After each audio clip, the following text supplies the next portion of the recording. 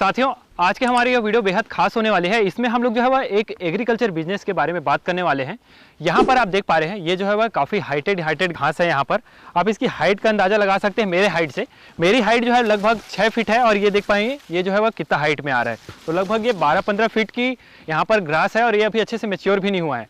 तो यहाँ पर हम आज जो है बेसिकली बात करने वाले हैं हमारे जो ग्रीन फोडर ग्रास आती है उसके बारे में हम बात करने वाले हैं। यहाँ पर किसान भाई जो है 15 से 20 एकड़ में जो है वह ग्रीन फोडर ग्रास हमारी जो हरी घास है उसकी खेती यहाँ पर कर रहे हैं। तो इसको किस किस सीज़न में हम कर सकते हैं, किस किस तरह की जो मिट्टियाँ होती है उसके लिए सीटेबल होती है और इसके लिए क्लाइमेट किस तरह से चाहिए होता है, मैनेजमेंट आखिरकार इसका मैनेजमेंट किस तरह से किया जा सकता है। क्योंकि हरे घास की जो रिक्वायरमेंट होती है डेयरी वालों को, गोट वालों को, लाइव स्टॉक जो फार्मिंग करते हैं उनको लगातार इसकी नीड होती है। तो किस तरह से किसान भाई ने जो एक सिस्टम बैठाया हुआ है जिससे कि वह 12 माह जो है वह इस तरह से घास की प्रोडक्शन ले रहे हैं और उसकी सप्लाई भी कर रहे हैं। तो मार्केटिंग को भी हम समझते हुए चलेंगे किसान भाई से कि आखिरकार वह जो मार्केटिंग है किस तरह से मार्केटिंग अपना बनाकर रखा हुआ है। तो काफ़ी सारी जानकारियाँ जो है हम किसान भाई से लेने वाले हैं। इसके बारे में पूरी जानकारियाँ भी लेंगे कि इसकी फार्मिंग से लेकर के, इसकी बुआई से लेकर के मार्केटिंग तक, पूरा A to Z तक इसके बारे में हम बात करेंगे। और साथ ही उनसे बात करेंगे कि ये जो एग्रीकल्चर का हमारा यह बिजनेस है, घास का बिजनेस है, उसमें हम प्रति एकड़ में यदि हम काम करना चाहते हैं तो उसमें हमको कितनी प्रॉफिट हो जाएगी। तो इन सब चीज़ों के बारे में हम पूरी बात करने वाले हैं। वीडियो में आप जो है अंत तक बने रहें। सर, अतुल्य कृषि में आपका स्वागत है। जी धन्यवाद। सर, हमारे सामने किसान भाइयों को अपना ये जो फार्मिंग चल रहा है अपना नेपियर का, उसके बारे में बताइए और साथ ही हमारे सामने किसान भाइयों को सबसे पहले एक छोटा सा परिचय देंगे अपना। जी मेरा नाम नरेंद्र पटेल है और अभी हम ग्राम मुरू में खड़े हैं, जिला बिलासपुर, छत्तीसगढ़ राज्य में। जी। मैं जो हूँ एक गौपालक हूँ जी। और मेरे पास अभी करीब देसी गौवंश, साहिवाल और गिर जो है वो 30 गाय हैं और छोटे बड़े जो उनके बच्चे सब मिला के 50 प्लस में हैं। जी।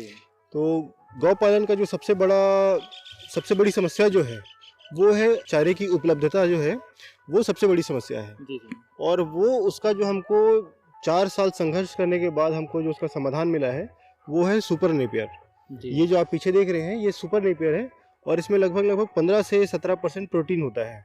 तो ये अन्य सभी चारों की तुलना में ये बहुत अच्छा है। जी। और यदि हम उत्पादन की बात करें तो हमारे खेतों में हमने इसका उत्पादन जो है एक कटाई में 20 टन से लेकर 30 टन तक प्रति एकड़ के हिसाब से हमने उत्पादन लिया है। जी। और आप इसकी साल में 5 से 6 कटाई ले सकते हैं। तो मतलब अगर देखा जाए तो एक साल में 1 लाख केजी से 1.5 लाख केजी आप इसका उत्पादन ले सकते हैं। और यदि और बहुत अच्छा मैनेजमेंट हुआ तो हमने कई जगह देखा है कि वो तो 2 लाख 3 लाख केजी प्रति एकड़ उत्पादन भी लोग लेते हैं। क्लाइमेट उसके बारे में देखिए, ये जो है हमारा छत्तीसगढ़ का जो तापमान जो है, जलवायु जो है वो सुपर नेपियर के लिए बहुत अच्छा है। और ये कहना चाहिए कि नॉर्थ इंडिया जहाँ पे 5 से 6 महीने ठंड रहती है वहाँ पे हो सकता है थोड़ा सा दिक्कत जाए। क्योंकि जैसे अभी हम लोग 11 मार्च को यहाँ खड़े होकर फसल देख रहे हैं जी। इसका जो बढ़वार है वो दिसंबर जनवरी और लगभग 10 फरवरी तक कम था क्योंकि तापमान गिरा हुआ था, इसलिए इसका बढ़त जो है कम था। अभी जैसे ही तापमान ऊपर आया अब ये अगले नवंबर तक ये काफी तेजी से बढ़ेगा। हर 50 से 60 दिनों में ये आपका 7 से 8 फीट का हो जाएगा। तो ये ठंड के 2 महीने हमारे यहाँ पे थोड़ा दिक्कत करते हैं और बाकी समय इसकी बढ़वार जो है बहुत खूब होती है। और मिट्टी की बात करें तो हर प्रकार की मिट्टी में आप इसको ले सकते हैं। बस ये है कि पानी नहीं भरना चाहिए। जी। जल भराव नहीं होना चाहिए और अगर जल भराव है भी तो वो निकल जाए। जी। जैसे हमारा जो है बाढ़ग्रस्त इलाका है तो जो भी जैसे आपकी फसल खड़ी है और बाढ़ आई, फसल नहीं डूबा और निकल गई, कोई दिक्कत नहीं है। लेकिन अगर बाढ़ आई, आपने फसल काट दिया है, वो डूबा, तो वो आपको फिर नुकसान हो जाता है। और फील्ड प्रिपरेशन के बारे में सबसे पहले जानना चाहेंगे सर। इसमें जमीन की तैयारी के लिए हम इसमें ज्यादा कुछ नहीं करते हैं। ये एक बहुत ही मजबूत और जंगली पौधा है जी। तो पहले तो हमने क्या किया, खेत को हमने लेवल कर दिया है जी। जैसे कि हमारे धान वाले खेत होते हैं वैसे ही। और उसके बाद हमने इस पे 2 बार ट्रैक्टर चलाया। तो सर, इसको लगाने का तरीका बताइए। जैसे कि आपने इसको रिज बेड में लगाया हुआ है, तो इसका रिज बेड में लगाने का कारण बताइए। इसको हमने बेड बना के नहीं लगाया एक्चुअली। अच्छा जी। खेत की जुताई करने के बाद जी हमने कुदारी से एक नाली जैसे खींच ली। अच्छा। और रो से रो की जो दूरी है वो 2 फीट की है जी।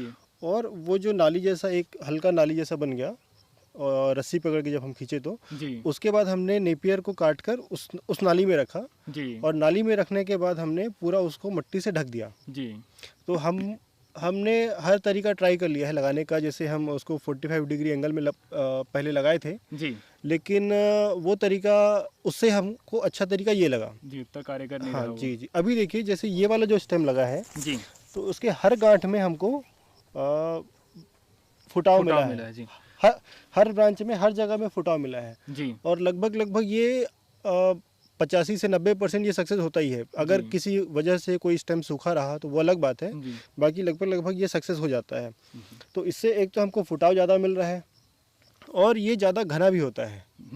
तो ये तरीका हमको बहुत अच्छा लगा है। और जो हम इसको लगाते हैं तो लाइन से लाइन की दूरी 2 फीट रखते हैं क्योंकि हमारे यहाँ की उर्वरता जो है वो थोड़ी कम है। जी तो उस हिसाब से ये इस डिस्टेंस पे हमको काफ़ी अच्छा उत्पादन मिला है। जी इसके पहले हमने जब उसको 3 बाई 3 पे लगाए थे, पहले जब लगाए थे तो उसके कंपैरिजन में हमको लगभग 1.5 गुना उत्पादन इस तरीके से मिला है कि हमने उसको हाई डेंसिटी प्लांटेशन कर दिया जी तो हमारा जो उत्पादन है वो लगभग 1.5 गुना बढ़ गया। जी। तो अब हम इसी तरीके से ही सारे खेतों में लगाते हैं। जी। और जैसे हम इसमें लगाते हैं स्टेम को तो उसमें कितने गांठें होती चाहिए सर? हम लोग कोशिश करते हैं कम से कम 3 गांठ रहे। जी। और कितने नंबर्स ऑफ स्टेम लगते हैं प्रति एकड़ में? यदि आप इसको 2 बाई 2 पे लगाएंगे जी तो आपको प्रति एकड़ लगभग 11,000 गांठें लगेंगी। जी मतलब आपको 1 एकड़ में 11,000 रुपये का खर्चा है, लेकिन वो एक ही बार का है। उसके बाद आप फुर्सत फिर जी। आपको फिर सालों साल ये इसको देखने का ज़रूरत नहीं है।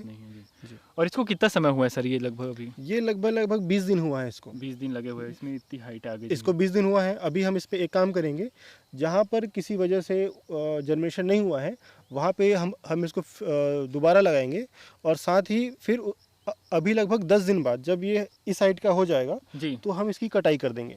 अच्छा, उसको कट कर देंगे? कट कर देंगे। उसका फ़ायदा ये है जैसे अभी यहाँ से 1 निकला है, यहाँ से 4 निकले हैं जी। यहाँ से 2 है। 2 है। तो जब हम इसकी कटाई करेंगे पूरे नीचे से तो ये 4 की जगह 6, 8, 10 निकलेंगे जी। तो उत्पादन बढ़ेगा फिर। ओके तो अभी पहला कट जो है हमको जल्दी लेना है, एक महीने में हमको इसका कट ले लेना है। इसमें खरपतवार नियंत्रण के लिए आपको जब आप कटाई करते हैं इसकी बस ये ध्यान रखना है जब इसकी पूरी कटाई हो जाए जी तो जितने एरिया में कटाई हुआ है उस पर आप अगले दिन पैराक्वाट का स्प्रे कर सकते हैं। जी। तो क्या होगा, आपका जो पौधा है वो सुरक्षित रहेगा जी। और जो खरपतवार है वो मर जाएंगे। बस ध्यान ये रखना है कि जब आप इसमें सिंचाई कर रहे हैं तो वो जब आप इसमें दवाई डाल रहे हैं जी तब ये कटाई के बाद ही हो। जी। अगर हम ऐसे डालेंगे तो ये भी मरेगा जी। और खरपतवार भी मरेंगे। हाँ, मतलब ये फिर से उग जाएगा, इसको दिक्कत नहीं है, ये फिर से उग जाएगा टाइम के लिए प्रभावित हो जाएगा। लेकिन ये प्रभावित हो जाएगा। लेकिन जब आप इसकी पूरी कटाई कर देंगे और तब उसके बाद करेंगे दवाई तो फिर आपको इस पौधे में कोई नुकसान नहीं होगा। हाँ, लेकिन ये है कि जिस दिन कटाई की उसके अगले दिन जी, क्योंकि हाँ फील हो जाए। जी जी। और क्या है, यदि आप 2-3 दिन बाद डिले करेंगे तब क्या होगा, यहाँ से नए ब्रांचेस निकलना शुरू हो जाएंगे तो फिर पौधे को नुकसान होगा जी। तो भले आप 1 स्पेयर या आधा स्पेयर सिंचाई करें, लेकिन ध्यान रखें कि जब कटाई हो गई उसके अगले दिन ही आप उसका स्प्रे कर दें। जी। और इसमें इंसेक्ट वगैरह देखने को मिलता होगा, फंगस? इसमें इंसेक्टिसाइड का आपको फंगस का कोई समस्या नहीं है, कोई दिक्कत नहीं है आपको। आपको कुछ भी स्प्रे करने का जरूरत नहीं है। ओपन फील्ड में कर सकते हैं आप ओपन फील्ड, मतलब मुझे ओपन फील्ड ज़्यादा कन्वीनियंट लगता है जी। आप जैसा चाहे वैसा कर सकते हैं, कोई दिक्कत नहीं है। ओपन में क्या होता है कि जैसे हमको पानी देना है जी। हमारा अभी करीब 12 एकड़ का प्लाट है तो दिन और रात हमको पानी देना पड़ता है जी। तो वो रेस्ट बेड अगर करेंगे तो हमको पानी देने में दिक्कत होगा। अभी क्या है, हम इस खेत में छोड़ देते हैं, अभी फ्लड इरिगेशन से ही पानी देते हैं जी। रात में छोड़ दिए, उसके बाद ये पूरा खेत में पानी हो गया। जो एक्सेस पानी है हम नीचे वाले खेत में छोड़ देते हैं और फिर उसका जो एक्सेस पानी है उससे नीचे खेत में छोड़ देते हैं, जैसे धान की खेती में हम करते हैं। जी जी जी। उसके बाद फिर इसमें कुछ सावधानियां रखनी होती होंगी अगर इस टाइम जब हम लगाते हैं, जैसे गन्ने में दीमक वगैरह चींटी की? नहीं, ऐसा इस पे कोई समस्या नहीं है। जब पुट करते हैं हम, एंगल क्या होना चाहिए? आपको केवल ये देखना है कि जब ये हम लगा रहे हैं तो हमको जमीन में नमी बरकरार रखनी है। उस समय ये ज्यादा सूखे नहीं। अभी जैसे मार्च का महीना, अप्रैल का महीना जो आएगा तो हमको हर 4 से 5 दिन में इसको पानी देना पड़ेगा।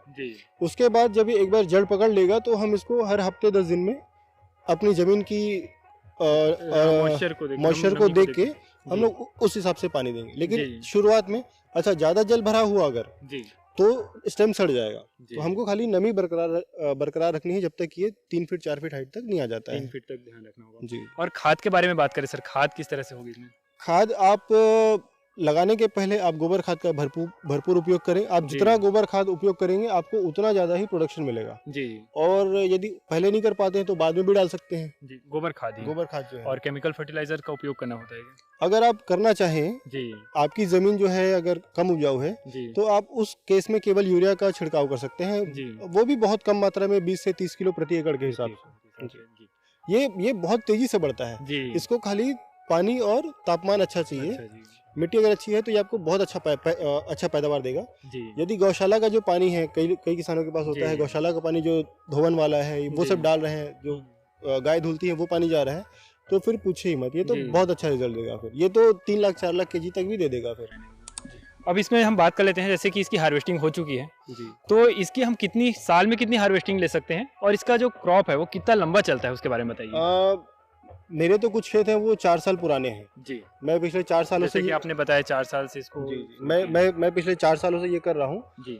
और इसका जो कटाई का उपयुक्त समय है वो 55 से 60 दिन का है जी, क्योंकि उसके बाद जो नीचे का जो हिस्सा है वो कड़ा होने लगता है जी। तो सबसे अच्छा जो समय है वो 55 से 60 दिनों का है और इस हिसाब से देखा जाए तो आप साल में 6 कट ले सकते हैं। लेकिन चूंकि ठंड में 2 महीना थोड़ा सा दिक्कत है जी, तो हम उसको कम से कम 5 कट और यदि बहुत अच्छा है तो फिर 6 कट आप ले सकते हैं उसको। और सर इसके पास चलते हुए इसमें जैसे कि चलिए सर चल बात कर लेते हैं थोड़ा सा। इसमें जैसे कि बात करें, इसको आपने जैसे गाय में तो उपयोग ही कर रहे हैं, उसके अलावा जो अन्य जो लाइव स्टॉक फार्मिंग करते हैं, पशुपालन के अलावा जो और कुछ बकरियां कर रहे हैं, तो किन के लिए और कैपेबल हो सकता है ये जो है? बकरियों में इसका बहुत अच्छा उपयोग हो सकता है। उसका रिजल्ट जैसे अगर बात करें तो आपने किसी को दिया है सर? नहीं, बकरियों पे तो चूंकि हमको करना नहीं है जी जी, इसीलिए हम नहीं कर रहे हैं जी। आपने कहीं स्टडी किया होगा तो बकरियों में इसका किस तरह से उपयोग हो उसके बारे में बताइए। जिस तरह से गाय को आप खिला रहे हो इसी रहेगा इसमें। स्टॉल फीडिंग जिन लोग करते हैं जी, जिन लोग घर में पाल के बकरियों को खिलाते हैं जी, उनके लिए बहुत अच्छा चारे का सोर्स हो सकता है जी। क्योंकि जनरली क्या है, हमारे छत्तीसगढ़ में पैरा गठिया और उसमें दाना मिला के ही खिलाया जाता है। और पैरा गठिया में वो केवल पेट भरने का है, उसमें आपको कोई भी न्यूट्रिशन नहीं है उसपे। नेपियर जो है वो अपने स्टेम से लगता है जी, जिसमें 2 गांठें 3 गांठें हम लोग इस्तेमाल करते हैं लगाने के लिए। तो ये जो है हमने लगाने के लिए दूसरे खेतों में लगाने के लिए या और किसी भाई को चाहिए, किसी गौशाला वाले को चाहिए, तो उनको देने के लिए हमने ये रखा है। तो ये जो है कम से कम 5 से 6 महीने पुराना होना चाहिए। तो क्या होता है, नीचे का जो उसका स्टेम है वो कड़ा हो जाता है जी। क्योंकि जब 2 महीने का है, जैसे ये बाजू वाला 2 महीने का है, तो ये खिलाने के लायक है। और उसके बाद जो है हमको उसको और मैच्योर करना पड़ता है ताकि वो लगाने के लायक हो सके, तो ये उसके लिए छोड़ा गया है जी। और इसकी साइकिल कब तक चलती है? ये जो है ये 8 महीना 9 महीने बाद ये खुद ब खुद सूख जाता है, लेकिन तब तक दूसरे ब्रांचेस जो हैं वो बड़े हो जाते हैं। और जैसे हमने बिजनेस के बारे में जानना चाहेंगे सर, क्योंकि मेन हमारा वीडियो का वही मोटो था कि इसमें जैसे अगर कोई ग्रीन फॉडर को लेकर के बिजनेस करना चाहते हैं हरी घास में, तो इसमें किस तरह से वर्क कर सकते हैं? देखिए, अभी बिलासपुर की डेयरियों में हरे चारे का जो रेट है वो 2.5 रुपये से लेकर 4 रुपये तक प्रति किलो के हिसाब से वेरी कर रहा है जी सर। और यदि हम इसका 2.5 रुपये भी पकड़ें तो 1 एकड़ में 1 लाख केजी यदि आप मिनिमम उत्पादन लेंगे जी, तो भी साल भर का 1 साल में जी, तो ये लगभग 2.5 लाख रुपए का होता है जी। तो प्रति एकड़ में जी। उसमें आपका लेबर भी इंक्लूडेड है और ढुलाई का, कटाई का सब है जी। तो आप कम से कम यदि आप 1 रुपये भी बचाते हैं तो 1 लाख रुपए आपका बच जा रहा है, 1 एकड़ से बच जाएगा। और ये आपका हर साल बचेगा जी। ये लगभग कितने साल? 7 साल बताया आपने? 7 साल? अभी तो 4था साल हमारे यहाँ रनिंग है। 7 साल चलता है करके बताते हैं। अब ऐसा लोग बताते हैं, लेकिन 4 साल का तो हमारा प्रैक्टिकल है ही जी जी। और इसमें आपने वो जो खर्च बताया वो सारे बच जाएंगे, जो कि हमारी नई फसल है। कोई अदर फसल लेते हैं तो उसमें हमको जो आने वाला रहता है, तो वो जो आपको दूसरी फसलों में बार बार जुताई और फिर सीड से लेके हार्वेस्टिंग का जो समय है जी, वो 2.5 महीना जो गैप हो रहा है, इस पे तो आपको खाली ये है कि ठंड के जो 2-2.5 महीने हैं, दिसंबर जनवरी फरवरी का आधा, उस समय आपको उत्पादन मिलेगा, लेकिन कब मिलेगा जी, लेकिन बरसिंग से ज्यादा ही उत्पादन मिलेगा जी सर। बरसी में आप लगा रहे हैं उससे ज्यादा ही उत्पादन मिलेगा। और कब मिलेगा? जैसे ही अभी देखिए आज 11 मार्च है और ये फसल 8 फीट 9 फीट की फसल हो गई है जी, तो जैसे ही थोड़ा सा गर्मी आया ये तुरंत बढ़ेगा जी।